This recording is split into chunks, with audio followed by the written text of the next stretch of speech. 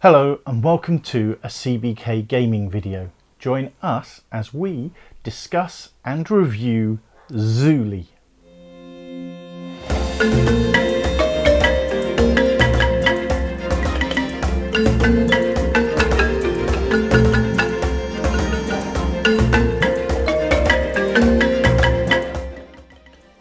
So what is Zuli? More importantly, why does it belong in your collection?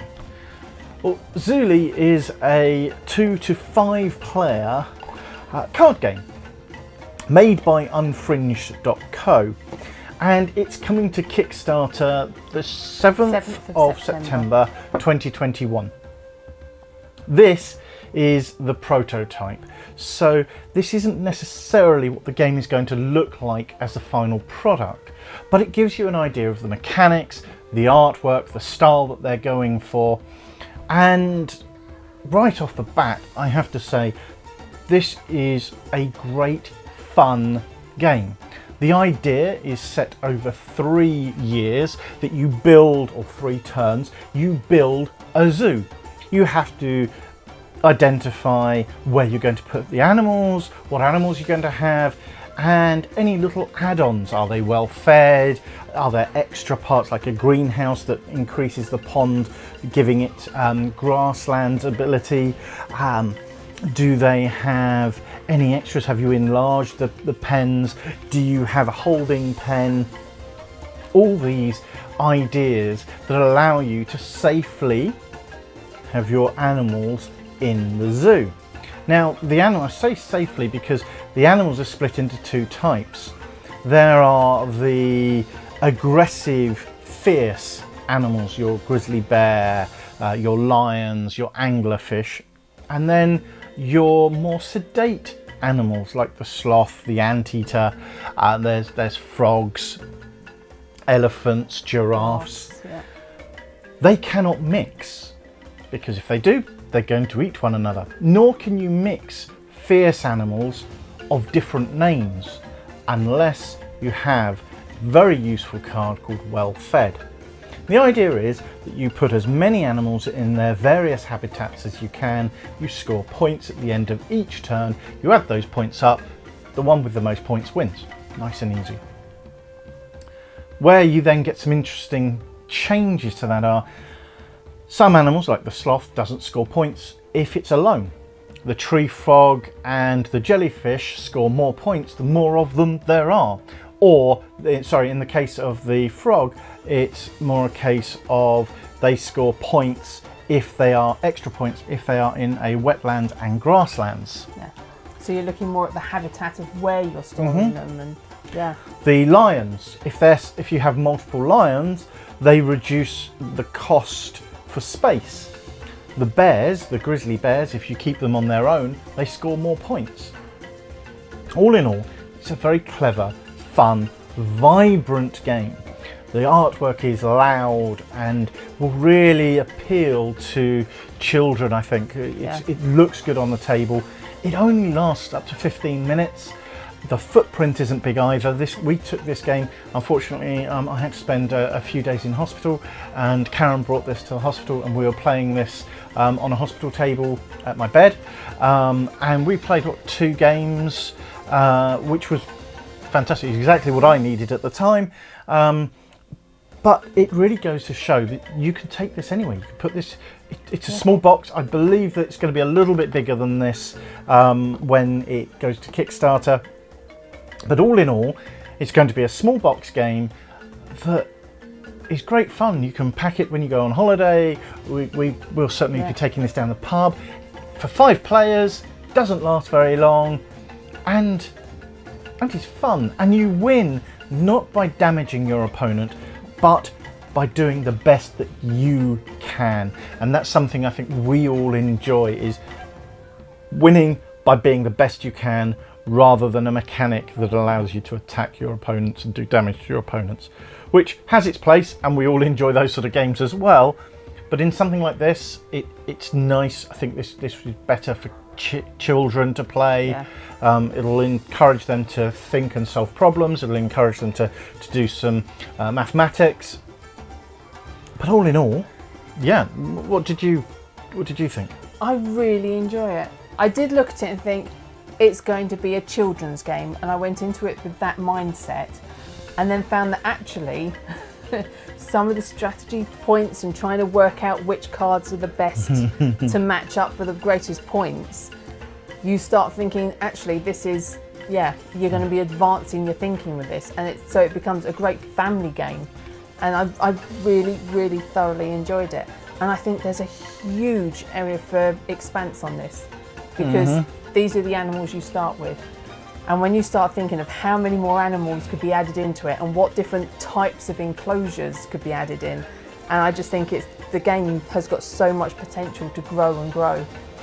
Absolutely. And Unfringe.co, please, I beg you, for all the gods, can we have wolves?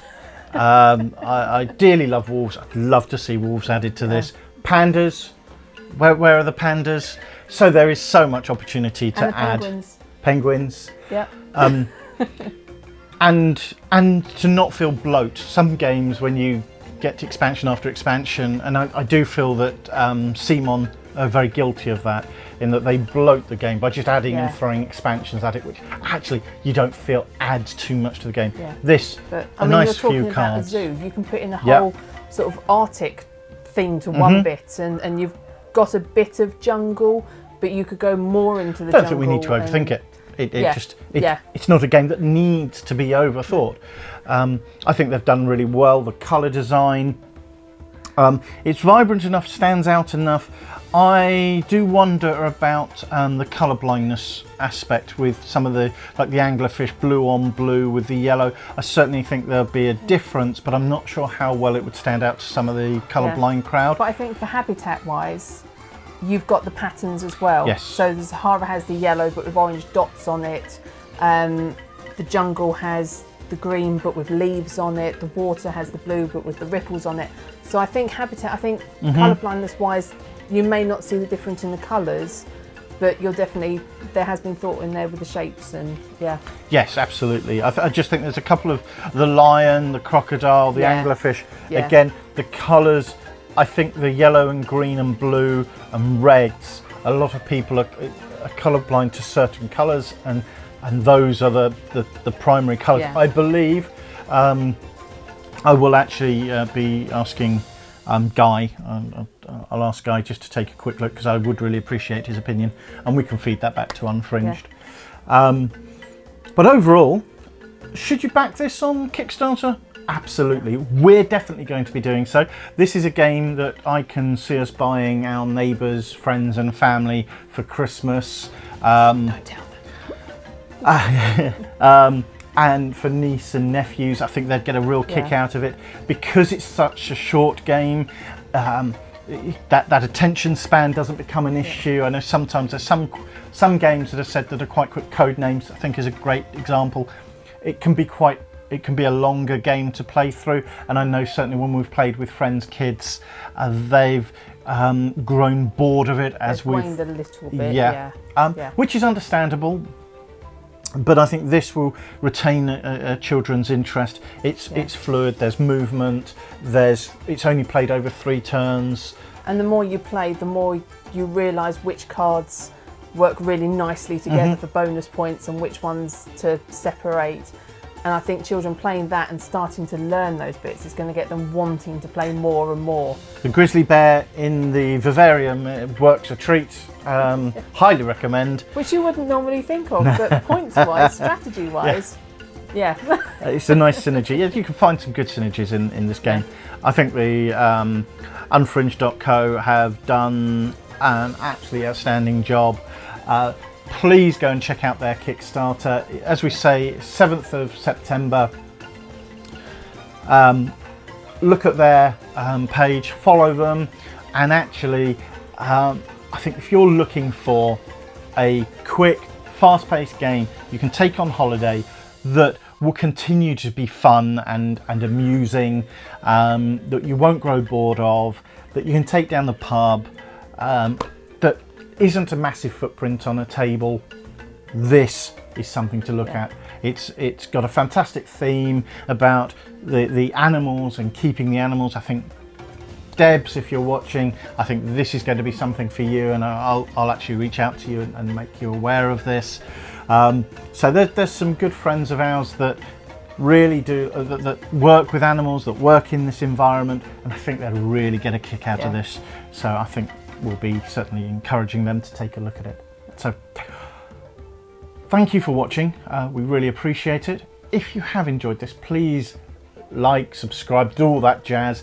But more importantly, we've hit 500 subscribers. This means a lot to us. Really appreciate it. If you're not subscribed, consider subscribing to us so we can bring more content, get more prototypes to the table. We are going to be doing another review of a prototype for a game coming to Kickstarter currently called Curators, about building a museum. Can't wait to delve into that. History and museums are something that's very close to our hearts and our friends' hearts, so I think that's going to be really good fun. The next big review that we're working on is going to be for Descent, Legends of the Dark, the latest one. We've just played through about half of the campaign. We want to get that out of the way and play through the campaign before reviewing it, because we've found some interesting issues with the game, and we want to see it all the way through to the end before we pull the whole game apart. Usually we'd play a game 5 times, but on this sort of game I think we need to delve further into it. So bear with us. That will be coming probably in the next week, 2 weeks. I think we'll be finished. But at the moment, we're rather enjoying it. But wait to see what our review is like.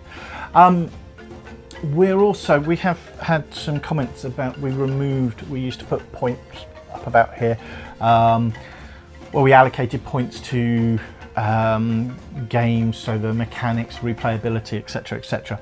We stopped doing that because they became arbitrary numbers. They meant something to us, and we knew what we were using. The scale that we were using, but we just didn't feel it fit with how we wanted to progress.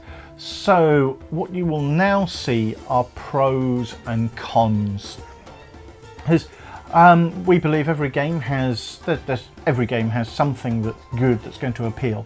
So what's going to appeal? Why do you want this game in your collection? Why should you have this game in your collection? And the cons are just going to be some things to consider, such as price points. Certainly, that's going to be UK based. We'll try and get an idea of some of the US based prices, but just to give you some things to sit and actually think about before purchasing a game. So once again, thank you for your time. I look forward to bringing you more content very shortly. Bye. Bye.